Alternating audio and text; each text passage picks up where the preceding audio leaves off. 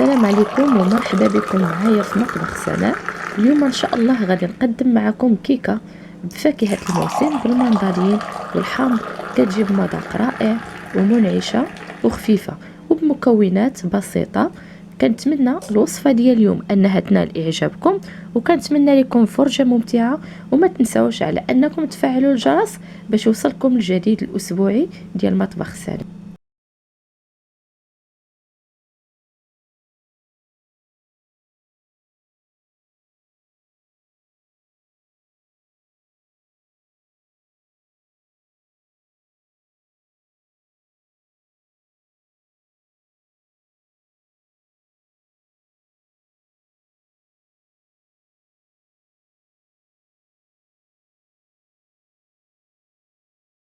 بالنسبه للمقادير اللي غادي نحتاج في هذه الكيكه هذه، عندي 3 الكيسان ديال الدقيق من العبار دائما بالكاس ديال العنبه. درت 3 ديال الكيسان ديال الدقيق الابيض غربلتهم. غادي ندير 3 الاكياس ديال الخميره ديال الحلوى. عندي هنايا 3 البيضات، كاس ديال الزيت مع مرش، ثم كاس ديال العصير ديال المندالين، وعندي او البرتقال على حسب اشنو اللي موجود عندنا في الدار. هاد الحامضه هذه غادي نحك ليها القشره وغادي نعصرها.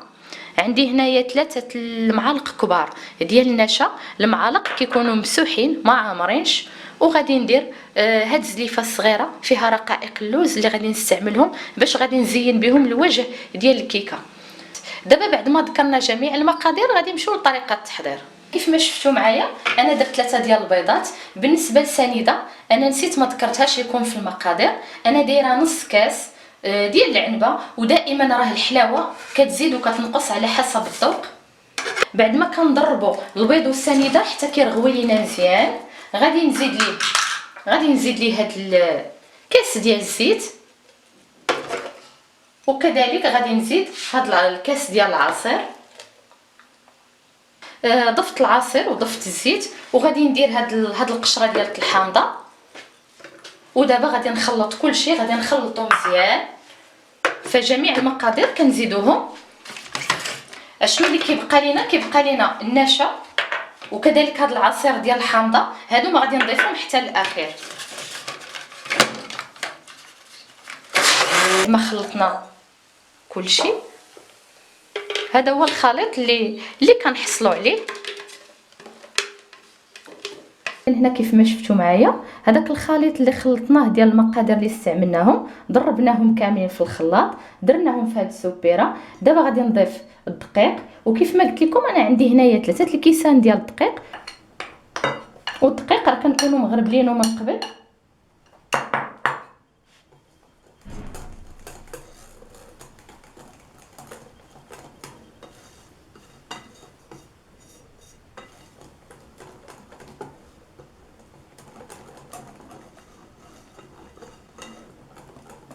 كنزيدوا النص ديال الكميه اللي عندنا ديال الدقيق. وغادي نضيف هاد 3 المعالق كبار ديال المايزينا، غادي نديرهم ديال النشا. كنغربلوهم.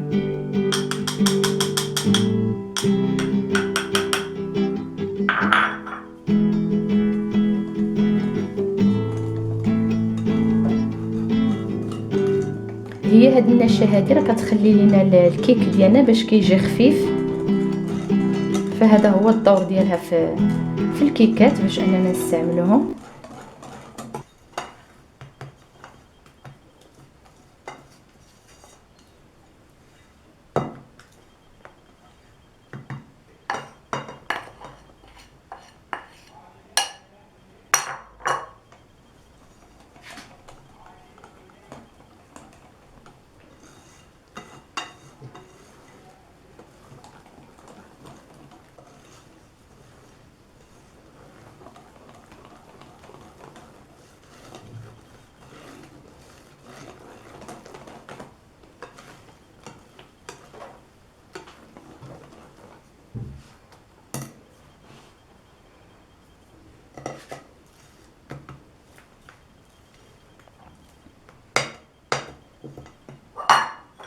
دابا هذيك الكميه ديال الطحين 3 ديال الكيسان درتها كامله. غادي نزيد هاد 3 الاكياس ديال الخميره،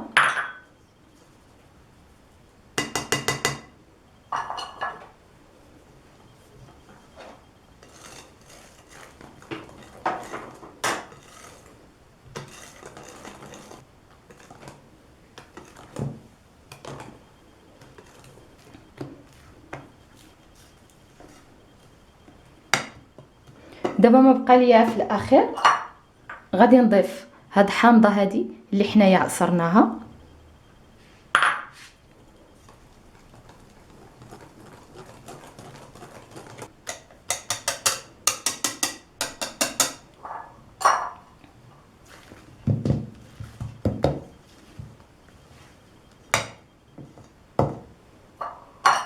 اذا هانتوما كتشوفوا معايا منين زدت الحامض مع الخميره كيفاش كتولي عندنا هاد العجينه هذه هي الطاوه اللي غادي نستعمل. الطاوه اللي هي عاديه، الطاوه اللي كتكون متقوبه من الوسط، فدهنتها بشويه ديال الزبده وكذلك الدقيق. فقبل ما غادي ندير هذا الخليط هذا غادي ناخذ هذا الرقائق ديال اللوز، غادي نكرش شويه الطاوه.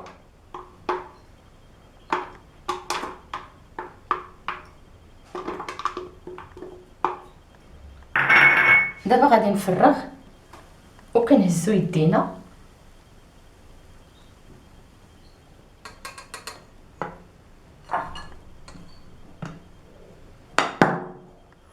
عندي هنايا واحد شويه ديال الزبيب، حبات ديال الزبيب.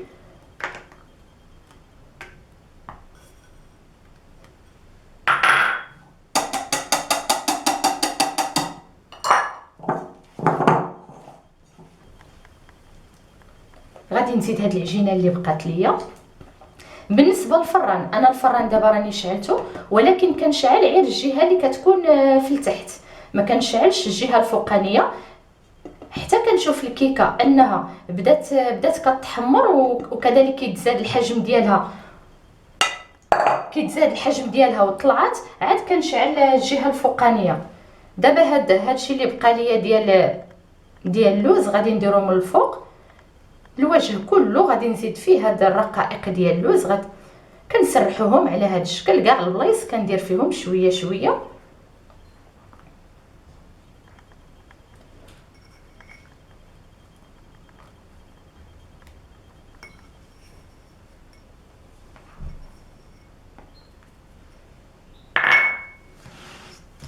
دابا الكيكه ديالنا حنايا وجدناها، ما بقى ليا عنديها الفران اللي غادي يكون سخون. اذا مشاهدينا الكرام، كيف ما كتشوفوا معايا الكيكه اللي حضرت معكم اليوم هذا هو الشكل ديالها. فهنا كيف ما كتشوفوا كذلك الوجه ديالها، هذوك الرقائق ديال اللوز كيفاش كياخذوا لنا شكل مزيان في الوجه ديالها. انا غنخليها على هذا الشكل، فكنقدمها لكم بالصحه والراحه، وكنقول لكم سلامه، وكنضرب لكم موعد مره اخرى في مطبخ سناء. وما تنساوش الا عجبكم الفيديو ديروا لايك